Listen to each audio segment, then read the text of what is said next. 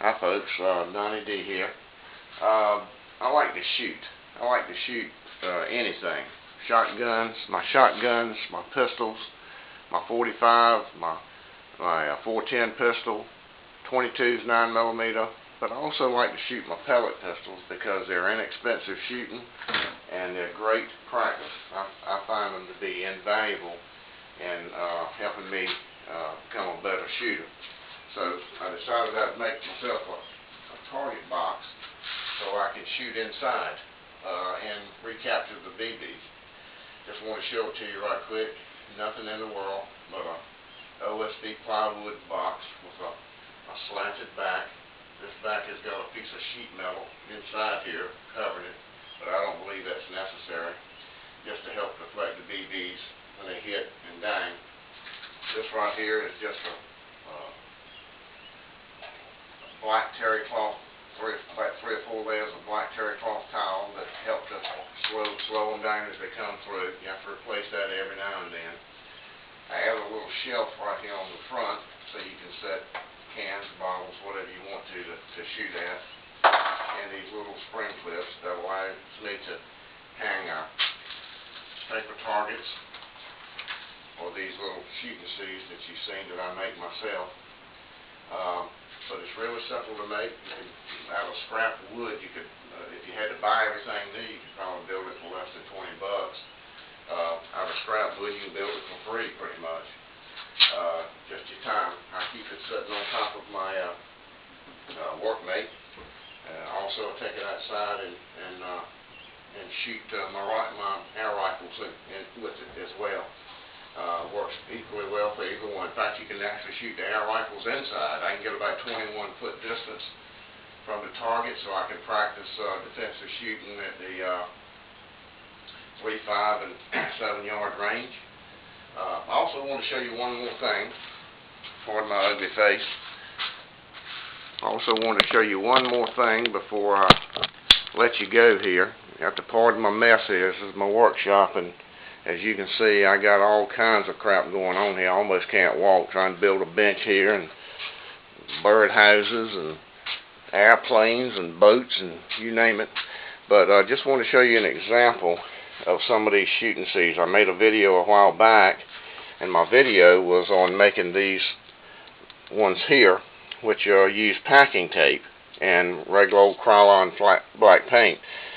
But one of the other forum members suggested using saran wrap. Well, I find saran wrap, and that was a great idea because it got me to experiment a little bit more. The saran wrap didn't work too good because this one thing is too expensive and it's really hard to handle. But you can use pretty much any kind of plastic that you can handle and any kind of paint that'll stick to the plastic reasonably well and still flake off. What you see up here is a range of them. I used anything from the packing tape. Of course, I use cardstock, but you could use typing paper, newspaper, cardboard, anything you want to use, any type of paper. If it's got a little bit of thickness to it, it's a little bit better. It's not as floppy, but it'll all work. You can use any kind of paint as long as it'll flake off the plastic. What you see here is examples of using anything from Ace Hardware's premium enamel paint, which is about between $6 and $7 a can, which is very pricey, to the Krylon flat black, which is about between $3 and $4 a can, all the way down here to this one that looks kind of wrinkly, but it's using some kind of Walmart regular black spray paint. It's less than $1 a can, so you can get by real inexpensively. Of course, they're kind of wrinkly looking, but who cares? You're going to shoot them full of holes and throw them in the garbage. As long as you got a target that you can see and shoot and do it cheaply, why not? But all you got to do is stick the plastic sheeting or tape or whatever you want to your cardstock or your paper. If you're using dark paper, use light paint. If you're using light paper, use dark paint. Stick it to it with some spray adhesive. Spray over it with your paint. If you want to stick the little dots on there, that's up to you. Not necessary, but that's what I do. Just gives me a little bullseye to shoot at. And that's it.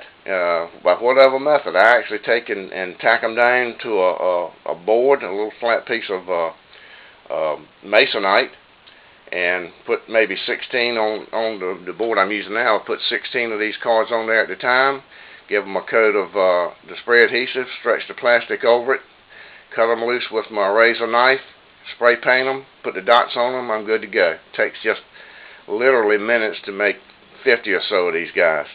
But anyway, that's a little update on that. Maybe I'll make a video showing exactly how I do it, but you guys are smart, you can figure it out.